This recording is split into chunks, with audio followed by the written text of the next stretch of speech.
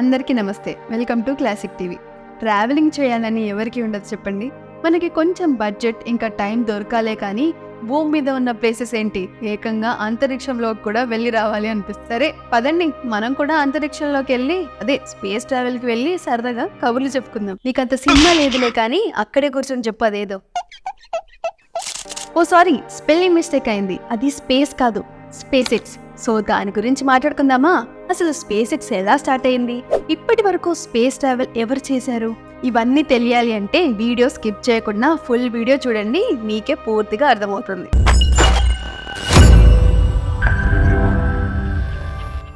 మనందరికీ Elon Musk గురించి తెలిసిందే కదా. ఈయన సౌత్ ఆఫ్రికాలో పుట్టి 1997లో ఫిజిక్స్ అండ్ ఎకనామిక్స్ లో బ్యాచిలర్స్ డిగ్రీస్ కంప్లీట్ చేసి అమెరికన్ ఆంటర్‌ప్రెన్యూర్ గా పేపాల్ కో-ఫౌండర్ అయ్యారు. When I was young, I didn't really know what I was going to do when I got older.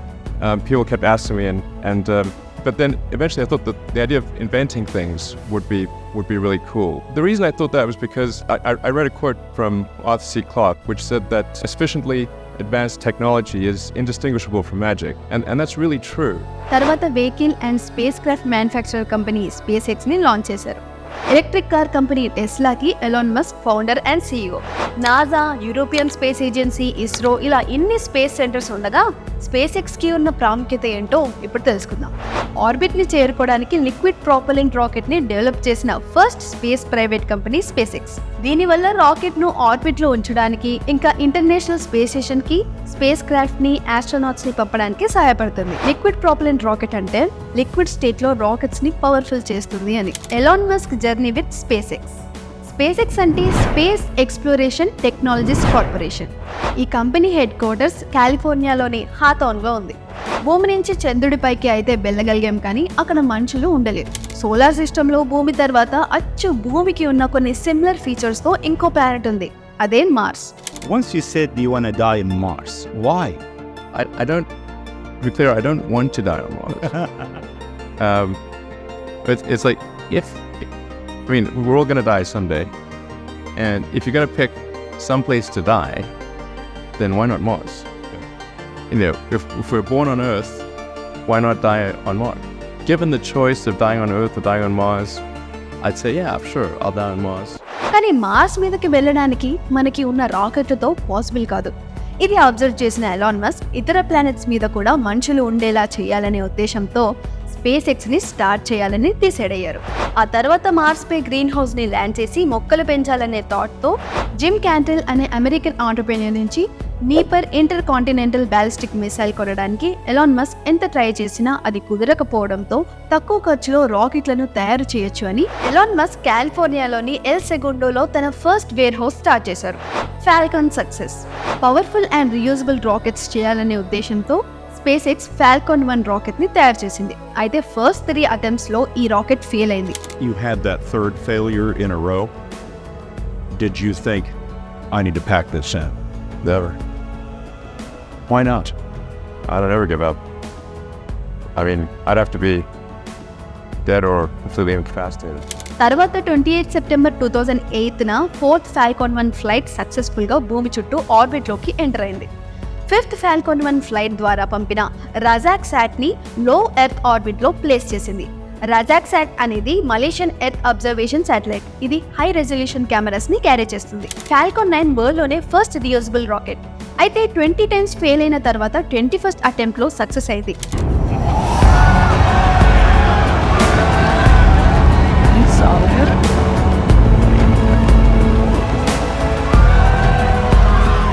అలా 2017 ఫిబ్రవరి 19న 5500 పౌండ్స్ వెయిట్ ఉన్న కార్గోతో Falcon 9 international space station లోకి వెళ్ళడమే కాకుండా 3 days తర్వాత safe గా భూమి మీదకి ల్యాండ్ అయింది. తర్వాత స్పేస్ ఎక్స్ 30th మార్చ్ 2017న 9 ఇంజిన్లతో ఉన్న ఫాల్కాన్ 9 రాకెట్ ద్వారా నాసాకు చెందిన ఓ కమ్యూనికేషన్ శాటిలైట్ ని స్పేస్ లోకి పంపింది. ఇది కూడా సక్సెస్ అయ్యి ఫాల్కాన్ 9 తిరిగి సేఫ్ గా సముద్రంలో ల్యాండ్ అవ్వడంతో స్పేస్ ఎక్స్ ఇంకా ఇలాంటి ఎక్కువ ఎక్స్పెరిమెంట్స్ చేయడం స్టార్ట్ చేసింది.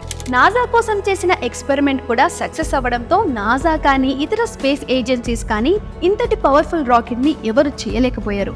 కానీ స్పేస్ ఎక్స్ ఫాల్కాన్ 9 ద్వారా తన సత్తా చూపించుకుంది. Falcon heavy.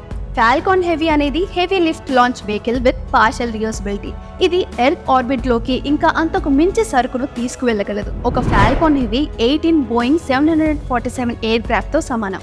ఈ రాకెట్ లండన్ లో ఉండే 5 డబుల్ డెక్కర్ బస్సెస్ అంటే దాదాపు 1,41,000 పౌండ్స్ వెయిట్ లిఫ్ట్ చేయగలదు. ఫాల్కన్ హెవీ ద్వారా స్పేస్ ట్రావెల్ ఈజీ అవుతుందని, అంతేకాకుండా జూపిటర్ అండ్ సాటర్న్ ప్లానెట్స్ పైకి కూడా రోబోస్ ద్వారా ట్రావెల్ చేయించడానికి స్పేస్ ఎక్స్ ప్లాన్ చేస్తుంది.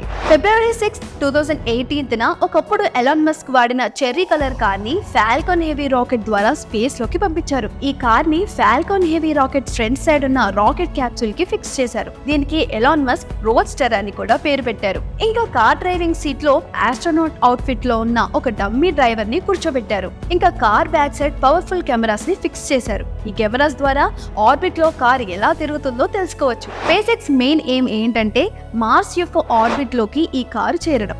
ఈ కార్ ఆర్బిట్ లోకి చేరడానికి 6 years పడుతుంది. ఈ కార్ లో లైఫ్ ఆన్ మార్స్ సాంగ్ వినిపిస్తుందని, ఎప్పుడన్నా ఈ కార్ ఏలియన్స్ కంటపడితే ఈ కార్ భూమి మీద నుంచి వచ్చిందని వాళ్ళకి అర్థమవుతుందని ఎలాన్ మస్క్ తెలిపారు. SpaceX complete launches. 2020లో స్టార్ట్ అయిన స్పేస్ ఎక్స్ ఇప్పటి వరకు 367 లాంచెస్ చేసింది. అందులో 364 టైమ్స్ అంటే 99.18% సక్సెస్ అయింది.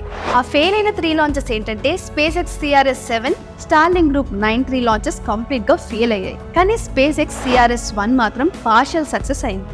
ఇప్పటి వరకు అంటే 2024లో 76 రాకెట్స్ లాంచ్ చేసింది. అందులో Falcon 9 73, 1 Falcon heavies and 2 Starship rockets తో ప్రయోగాలు చేసింది. SpaceX future plans. Starship ని fully reusable super heavy lift launch system గా మార్చే పనిలో స్పేస్ ఎక్స్ ఉంది. Space travel. స్పేస్ ఎక్స్ గురించి తెలుసుకున్నారు కదా, ఇప్పుడు స్పేస్ ట్రావెల్ గురించి మాట్లాడుకుందాం. ఇంతకే స్పేస్ ట్రావెల్ లో ఫస్ట్ ఎక్స్పెరిమెంట్ ఎవరు చేశారు?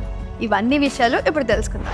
3 నవంబర్ 1957లో లైకా అనే ఒకరు సోవియట్ స్పేస్ క్రాఫ్ట్ స్పుత్నిక్ 2 ద్వారా స్పేస్ లోకి పంపించారు. స్పేస్ క్రాఫ్ట్ లో హీట్ కి తట్టుకోలేక అది చనిపోయింది.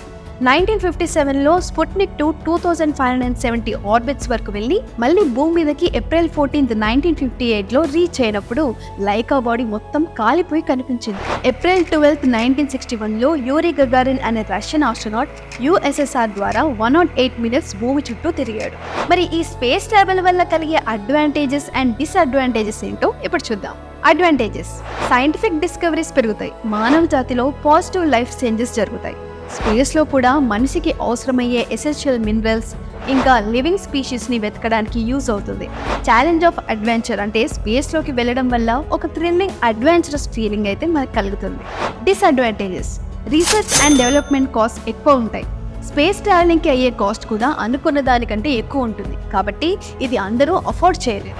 ఆస్ట్రోనాట్స్ లైఫ్ కి చాలా రిస్క్ ఉంటుంది. అది ఎలా అంటే స్పేస్ రేడియేషన్ వల్ల ఆస్ట్రోనాట్స్ కి సిక్నెస్, సెంట్రల్ నర్వస్ సిస్టమ్ దెబ్బతినడం, ఇంకా డీజనరేటివ్ డిసీజెస్ అంటే osteoarthritis, osteoporosis and Alzheimer diseases లాంటివి వస్తాయి.